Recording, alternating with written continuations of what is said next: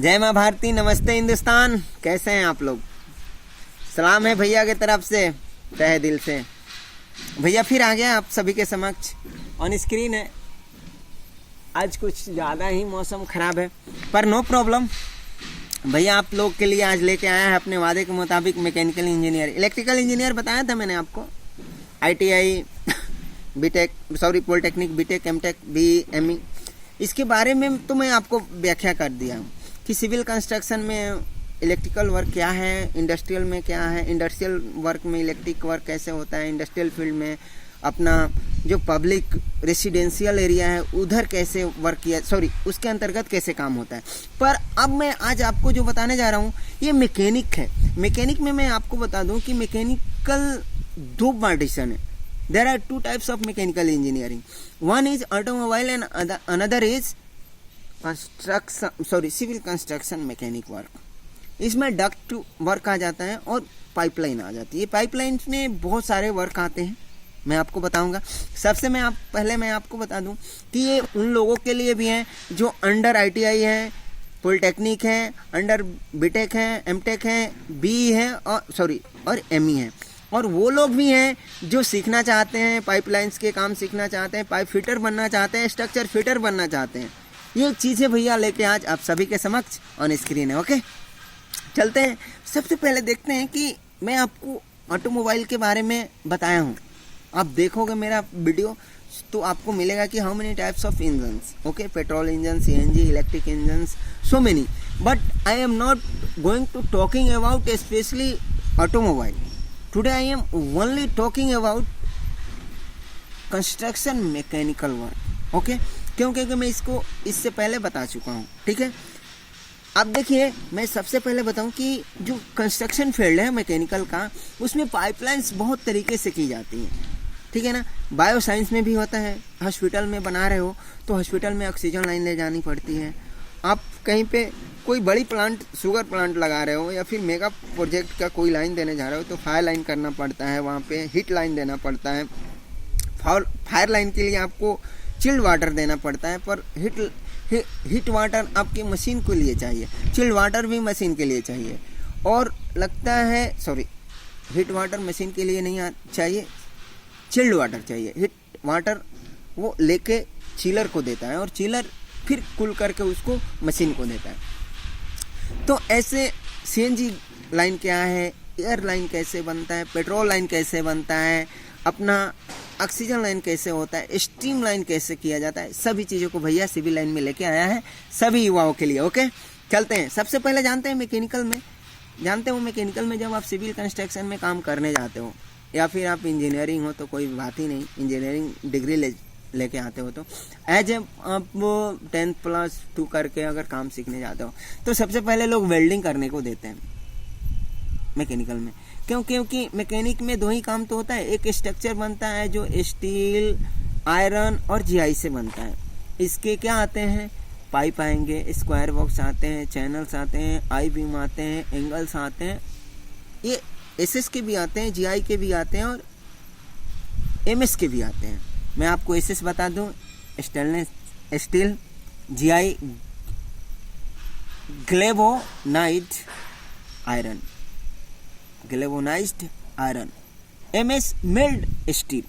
ये 3 आयरन जो है ना, ये 3 तरह के जो आयरन है ये बहुत यूज होता है पब्लिक लाइफ में। ठीक है ना, तो वेल्डिंग में मैं सबसे पहले मैं बताऊं कि वेल्डिंग क्या है। देखिए, किसी भी लोहे की और SS को वेल्डिंग करने के लिए हमें कोई भी काम करते हैं, कटिंग करने के बाद उसको ज्वाइंट करना ही वेल्डिंग कहलाता है, चाहे वो GI हो या MS हो या SS। वेल्डिंग की भी कुछ पोजीशंस आते हैं, 2, 3, 4, 5, 6 पोजीशंस आते हैं। ठीक है ना, फ्लैट पोजीशन है, ओवरहेड पोजीशन हैं, ये वेल्डिंग्स में आते हैं। इसमें कुछ साइज आते हैं जो वेल्डिंग रॉड के साइज आते हैं, 2.5 × 350। ओके, और इसके एम्पियर 60 से 100 एम्पियर होता है। आपको मालूम ही है भैया, इलेक्ट्रिकल से अभी फ़िलहाल में ही बीटेक कंप्लीट किया मैंने। 1.3 से लेके 3.315 तक इसकी साइज आती है, और इसका एम्पियर 100 to 140 एम्पियर होता है। अब ये जो है ना मिग जो वेल्डिंग होता है, ये मिग वेल्डिंग होता है, आर्क होता है, आर्गन होता है, और एक वेल्डिंग और मैं आपको बता दूं गैस वेल्डिंग होता है। गैस वेल्डिंग को ही कितने लोग बोलते हैं आर्गन है, कितने लोग बोलते हैं गैस वेल्डिंग, नो प्रॉब्लम। ये 3 तरह की वेल्डिंग्स होते हैं, ठीक है ना।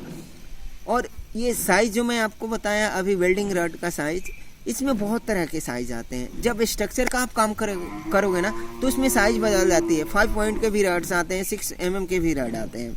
पर जब आप पाइपलाइन की वेल्डिंग मांगते हो ना तो 2.5 और 2.50 और 3.15 का ही रॉड चलता है जब पाइपलाइन करते हो। 3.15 का हम स्ट्रक्चर में यूज करते हैं। पर जानते हो क्या होता है स्ट्रक्चर में, जैसे आप मान लो कभी मतलब एंगल ऐसे देख के फिर कोण बना रहे हो, त्रिकोण बना रहे हो, या फिर कुछ भी दे रहे हो, आप बीम ही खड़ा कर रहे हो, एंगल का चैनल और एंगल का बीम खड़ा कर रहे हो। आपने देखा होगा बड़े बड़े वेयर हाउस बनता है, बड़े बड़े अपना गोडाउन बनता है, अनाज के स्टोरेज अनाज के स्टोरेज भंडारण होता है। आपने देखा होगा बीच में उठा रहता है और ऐसे होता है, वो ऐसे होता है। वो कैसे होता है? वो बीम लगी होती है। किसकी? स्ट्रक्चर किसका बना होता है? Angle, channel, square box. तो वहाँ पे वो जो खड़ा होता है ना और फिर ऐसे होता है, वो सभी स्ट्रक्चर ही वर्क है। चाहे जितना भी बड़ा प्लांट हो, मैं बोल रहा हूँ ना, मेगा प्रोजेक्ट हो या फिर स्मॉल प्रोजेक्ट हो, कोई सा भी प्रोजेक्ट हो, स्ट्रक्चर का वर्क भी आज सिविल कंस्ट्रक्शन जैसे हो गया। सिविल कंस्ट्रक्शन मीन्स, मैं बोल रहा हूँ, मेरे कहने का मतलब जैसे आप ईंट, रेत और सीमेंट से जो काम कर रहे हो वो लोहे और स्टील और जीआई भी कर रहे हैं, ठीक है ना। एल्युमिनियम को भी आप बोल सकते हो। एल्युमिनियम भी आजकल बहुत बड़ी भूमिका अपना निभा रहा है। एल्युमिनियम के लोग aluminium door, aluminium sliding window, aluminium, many types of aluminium work in the field of construction. Okay friend, और उसके बाद मैं आपको बता दूं ये सारे वर्क कहाँ पे होता है वेल्डिंग का, या फिर स्ट्रक्चर आप बनाते हो। जैसे आपने ट्रक का देखा होगा, आपने बड़े बड़े प्लांट देखा होगा, या बड़ी बड़ी शिप देखा होगा, या फिर आपने जो भी काम है ऑटोमोबाइल्स में तो 110% ही चाहिए वेल्डिंग का काम। बिना वेल्डिंग का तो कोई काम ही नहीं है ऑटोमोबाइल में। जो आप देखते हो 4 व्हीलर, 6 व्हीलर या फिर 8 wheeler, any types of automobiles vehicles, किसी भी तरह का व्हीकल्स हो, उसमें वेल्डिंग होना तो लाजिम है, ना का तो सवाल ही नहीं है कि उसमें ना हो, ठीक है ना। ये है वेल्डिंग वर्क। अब हम चलते हैं वेल्डिंग के बाद मैं आपको बता दूं कि how many types use in the fields of civil construction. Okay, सबसे पहले SS, MS, GI, CPVC, PVC, UPVC, HDP, MUPVC, copper pipe, casted pipe. ये जो पाइप हैं जो कंस्ट्रक्शन फील्ड में बहुत ज़्यादा यूज होते हैं, आवश्यकता से अधिक, मतलब क्या, इनके प्रति पूरा कंस्ट्रक्शन फील्ड है, ठीक है दोस्तों। ये तरीका, अब इनका फुल फॉर्म मैं आपको बताऊं? नहीं बताऊंगा भैया नहीं बताएगा, इसलिए please try to read as per your wish and choice. क्यों? क्योंकि मैं तो बता दूंगा कि जीआई का फुल फॉर्म क्या है, एमएस का फुल फॉर्म क्या है, या CPVC chlorinations of polyvinyl chloride, CPVC का फुल फॉर्म होता है, पीवीसी का पॉलीविनाइल क्लोराइड। तो आप चाहो कि खुद से भी कुछ जानो, मैं आपको जो शॉर्ट फॉर्म देता हूँ, एब्रीविएशन देता हूँ, उसका full form try to learn from any other person. मैं आपको बताने लायक हूँ, पर मैं चाहता हूँ कि खुद से भी आप कोशिश करें। आप चाहें कि आपको कुछ बताने वाले लोग आपसे बेहतर भी मिले, उनको टच कीजिए। क्यों? क्योंकि भैया ने टच किया है, भैया ने देखा है, भैया ने उन लोगों के संपर्क में गया है, और भैया चाहा है और वो लोग बताए हैं, और उनसे मैं सीखा हूँ, नमन करता हूँ। मैं क्यों बोलता हूँ, सभी लोग इस वीडियो को देखते हैं, सभी लोग जानते हैं कि भैया जो बोलता है, जो करता है, वो सीख के ही करता है, और वो अपने अनुभव के आधार पे ही बोलता है। क्यों? क्योंकि मेरा प्रैक्टिकल लाइफ है, मैंने पढ़ा है, लिखा है, सही है। लोग बोलते हैं कि अरे भैया ने ये कर लिया यार, इतना पढ़ा लिखा पर कुछ किया नहीं। मैं जो कर रहा हूँ वो करो ना, मैं पढ़ के तो ये कर रहा हूँ, मुझे पढ़ाया गया है कि शिक्षा का प्रचार प्रसार दुनिया का सर्वश्रेष्ठ सेवा है, मैं करता हूँ, ये मेरा सेवा है, कोई करे। मुझे पढ़ाया गया है कि लोगों की सेवा ही दुनिया में भगवान की सेवा है, मैं करता हूँ। मुझे बताया गया है कि विद्या बांटने से बढ़ता है, मैं करता हूँ। मुझे पढ़ाया गया है कि जो तुम हो वो दूसरों के अंदर पैदा करो, वो मैं करता हूँ। क्या है दिक्कत? मेरी चाहत है, मेरी ये मंजिल है। मैं जिस स्टेज पे खड़ा हूँ यही मेरी मंजिल थी और यहीं तक पहुँचना था। नहीं चाहिए, भैया बोलता है ना अमीर नहीं बनना है। I don't want to be a richest person in the world या in our country, but my wish to is I want make and became each and every youngster superior to me. It is my ambition, it is my wish, it is my dream and it is my work. इसके अलावा मेरे life में कुछ नहीं है.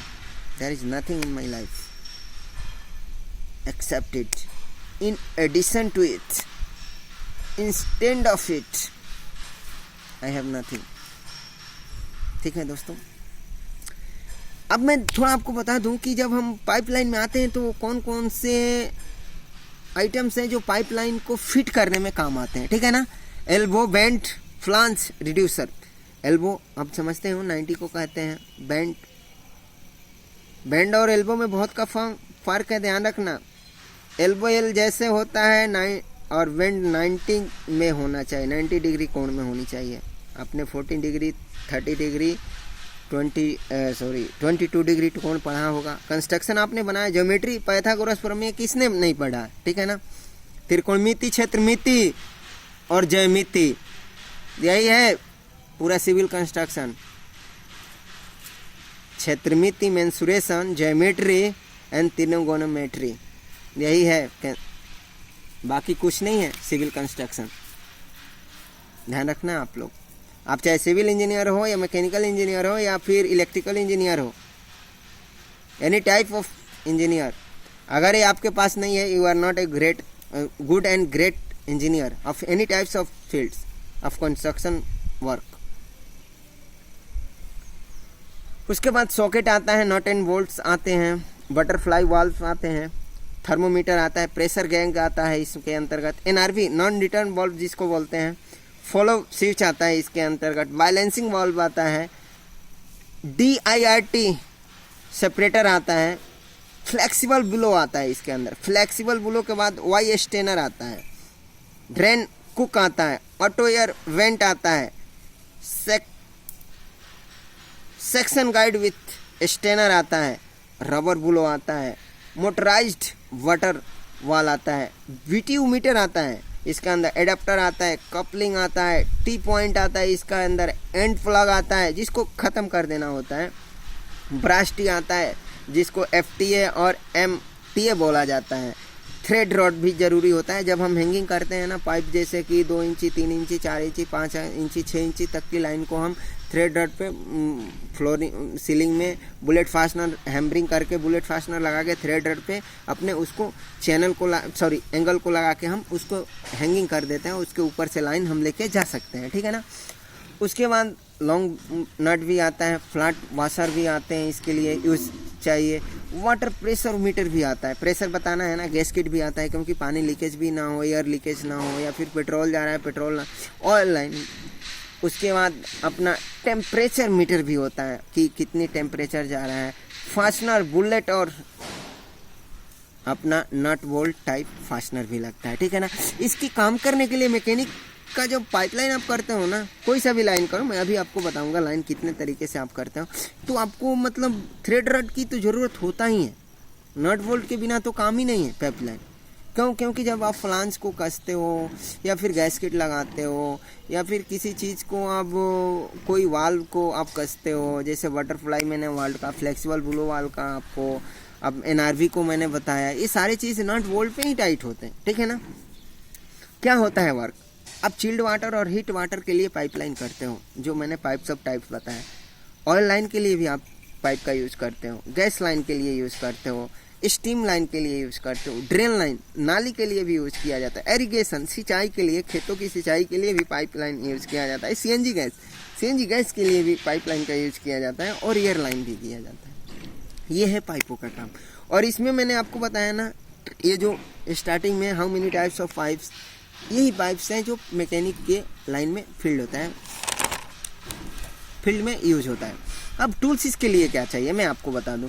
Pipe wrench चाहिए, ठीक है ना, सेमी और बिग, छोटा और बड़ा दोनों चाहिए, एडजस्टेबल स्पैनर, जिस साइज का नट बोल्ट हो उस साइज के स्पैनर भी चाहिए हमें, हेक्सा ब्लेड श्योरली चाहिए हमें, पाइप कटर चाहिए। तो दो तरह के पाइप कटर आते हैं।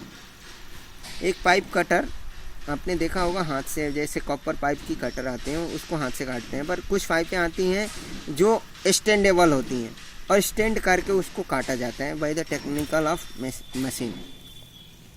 उसके बाद प्लायर चाहिए हमें, पाइप बेंडर चाहिए, होल्सा चाहिए। अब हमें ड्रिल मशीन चाहिए, हमर मशीन चाहिए, और ग्राइंडर 4 इंची और 7 इंची दोनों चाहिए, क्योंकि ग्राइंडिंग करना पड़ता है कभी कभी लोहे की, स्टील की, किसी भी चीज़ की, तो हमें लोहे की ग्राइंडिंग ब्लेड आते हैं। मैं आपको बता दूं ग्राइंडर मशीन बहुत यूजफुल मशीन है।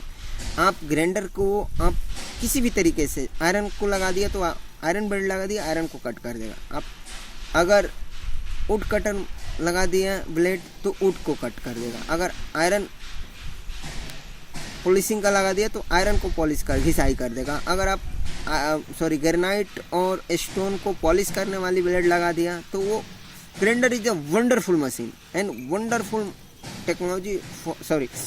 Machine to work of civil construction work. Okay, उसके बाद अपना spanner set any as per your nut bolt using right angle, जिसको गुनिया बोलते हैं, फाइल जिसको हम लोग रेती बोलते हैं हिंदी शब्द में, सी क्लैंप हमें ज़रूरी होता है, बिट एसएस और एमएस और वुड 3 तरीके से आते हैं, जो कि मतलब आयरन में भी होल्ड करें, स्टेनलेस स्टील में भी होल्ड करें, और लकड़ में भी और दीवार में भी।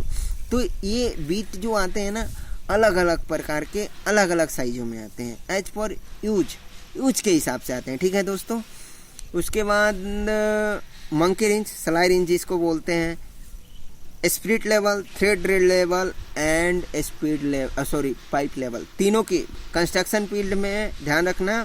Spirit level, pipe level and thread level, तीनों की महत्वपूर्ण भूमिका है, लेवल अगर चाहते हो तो। और मैं जानता हूँ जो भी वही मिस्त्री लाजवाब है जो लेवल को बरकरार रखता है, ठीक है ना। सीजर्स चाहिए हमें, स्क्रू ड्राइवर चाहिए, फ्लैट और 4 वे या स्टार भी बोलते हैं उसको, स्टेशनरी नाइफ या फिर यूटिलिटी नाइफ जिसको बोलते हैं वो भी हमें चाहिए।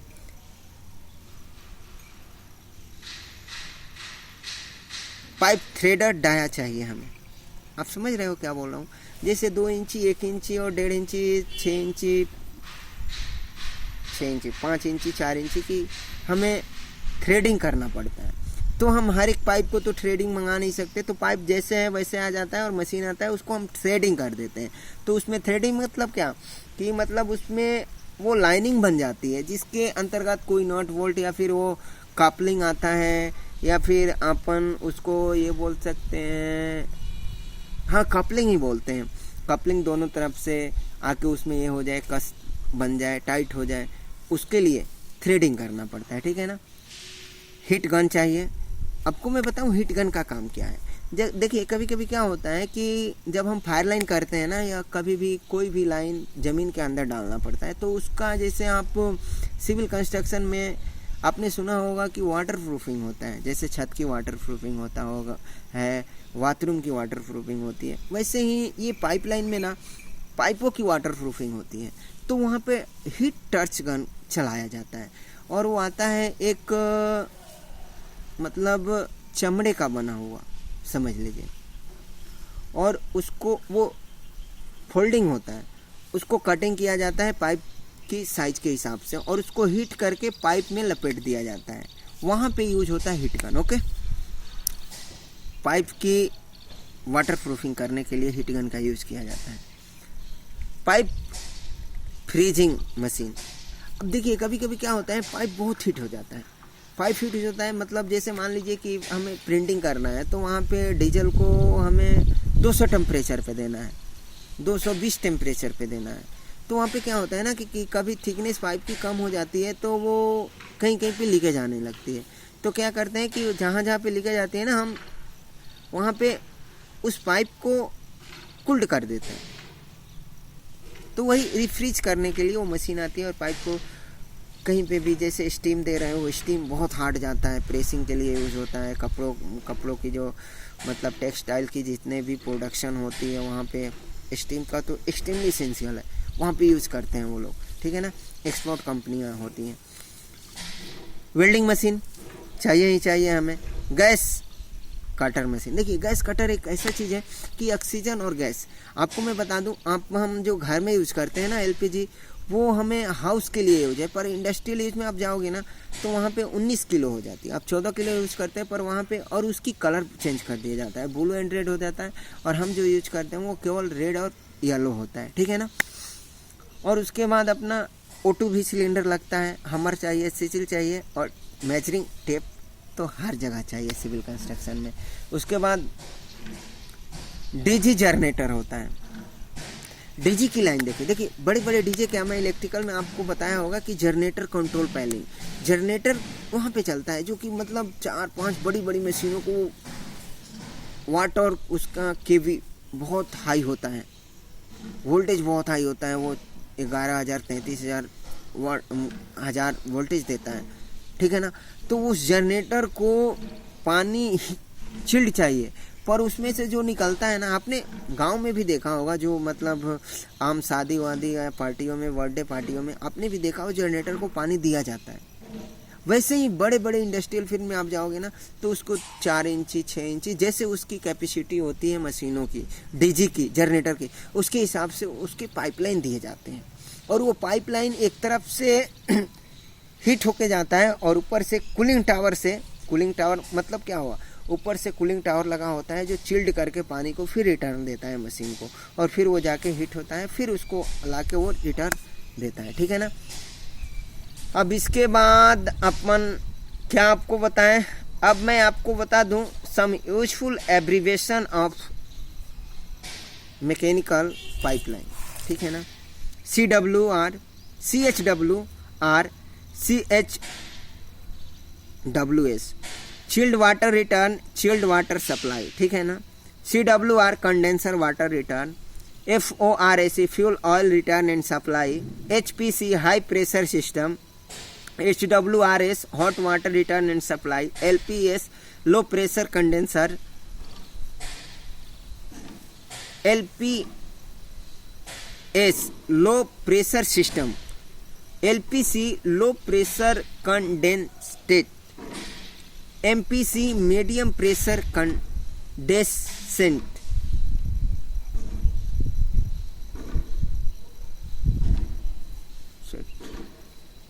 MPS medium pressure system, PCR pumped condensate return, ACID drainer, FSW fire suppression water.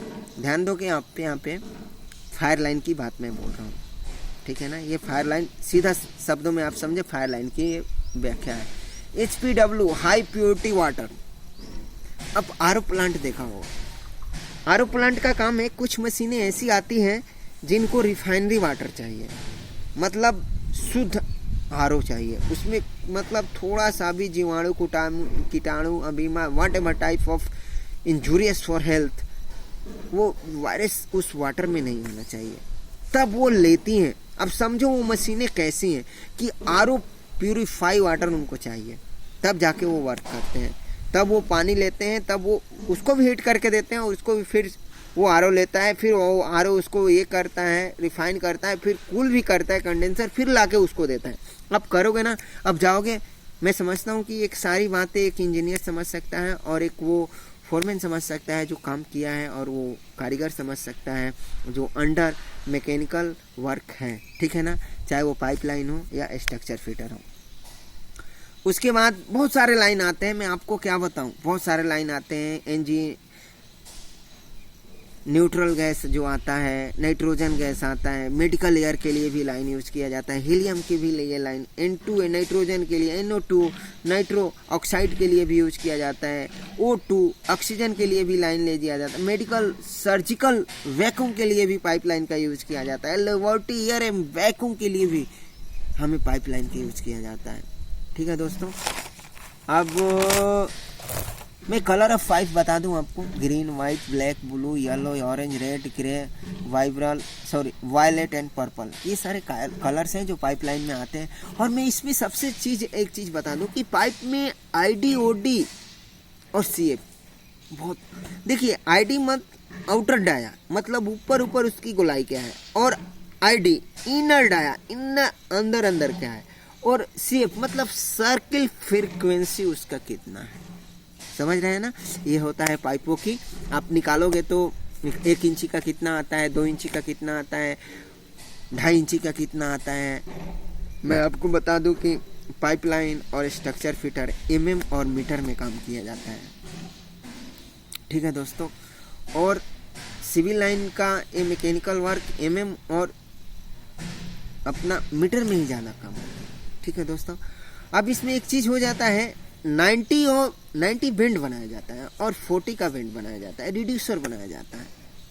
ये कैसे बनता है, तो मैं आपको बता दूं कि इसके लिए फॉर्मूला आते हैं, त्रिकोणमिति, क्षेत्रमिति, और आप ज्योमेट्री पढ़ा होगा, और नहीं पढ़े होंगे तो भी आप काम करते करते सीख जाओगे, ठीक है ना। तो इसके बारे में आप थोड़ा ग्रहण करोगे, मिल जाएगा। 90 का फॉर्मूला मैं आपको थोड़ा ब्रीफली बता दूं कि कोई भी कोण है तो वो 360 डिग्री का होता है, ठीक है ना। तो 90 में बांटा करके आप 360 इंटू 90 बटे 360 इंटू 2 पॉइंट कट नोच। अब जितने, देखिए 90 का बेंड आप जब बनाने जाते हो तो कितने कट में आप बनाना चाहते हो, उसके हिसाब से आप नोच का कट रख दो और 90 बटे कर दो, और उसको कट कुट करके, जैसे आपने बटा का गुना सीखा होगा, बटा का भाग, बटा का मल्टीपल आपने सीखा होगा, बटा का डिवीजन सीखा होगा, इस तरीके से आप ये सारे डिवीजन निकल जाते हैं, ठीक है ना।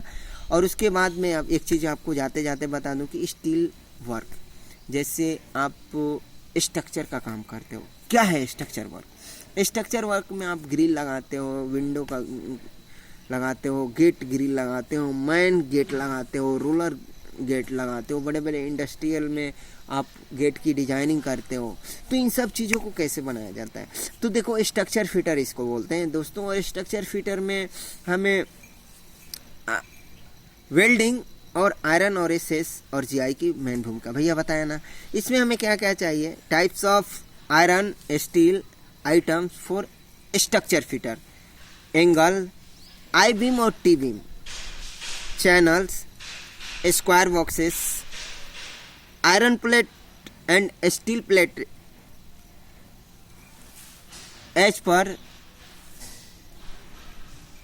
साइज, एज पर रिक्वायरमेंट, ये सब आते हैं और इन्हीं से बनता है। अब बड़े बड़े गेट आपने देखा होगा घरों में, अच्छे अच्छे महल, मतलब मॉल में भी आपने गेट देखा होगा, रोलर बनते हैं, शटर बनते हैं, रोलर बनते हैं, या फिर अपना आयरन स्क्वायर बॉक्स का बना देते हैं, कितने लोग एंगल से बना देते हैं, कितने लोग चैनल से बनाते हैं, कितने लोग एसएस पाइप और स्क्वायर आयरन बॉक्स से बनाते हैं।